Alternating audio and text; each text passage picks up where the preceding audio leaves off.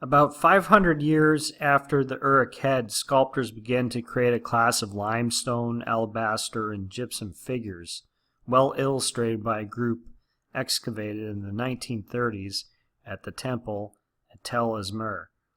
Ranging in size from several inches to 2.5 feet high, these figures probably originally stood in the temple's cellar.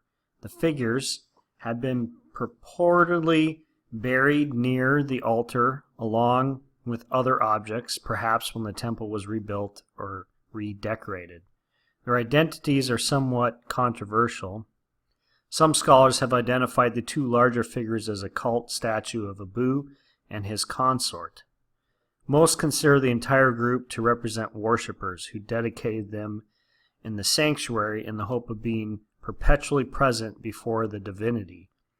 So one way to describe these is votive statues, and they are prayer figures. You can see in their creation that they have enlarged eyes, their hands held in a pious manner as if they are praying. And the enlarged eyes are often thought to symbolize the heightened sense of spirituality or being in a spiritual space.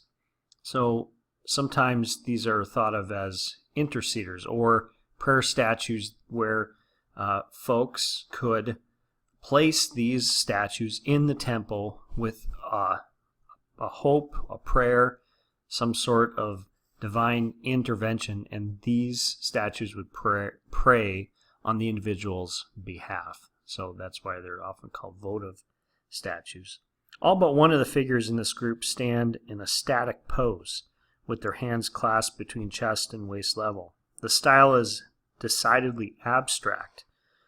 On most of the standing male figures, horizontal or zigzag ridges define long hair and a full beard. The arms hang from unusually wide shoulders, hands are clasped around the cup, narrow chest wide to broad waist, and the legs are in cylinders. The male figures wear fringe skirts hanging from the belt in a stiff cone shape, while the women have full, lengthy drapery. Very interesting statues that show the slight change from previous types of statues. We're starting to see a little more description, but we're still in a decidedly abstract or symbolic format as we move towards greater detail in human figures.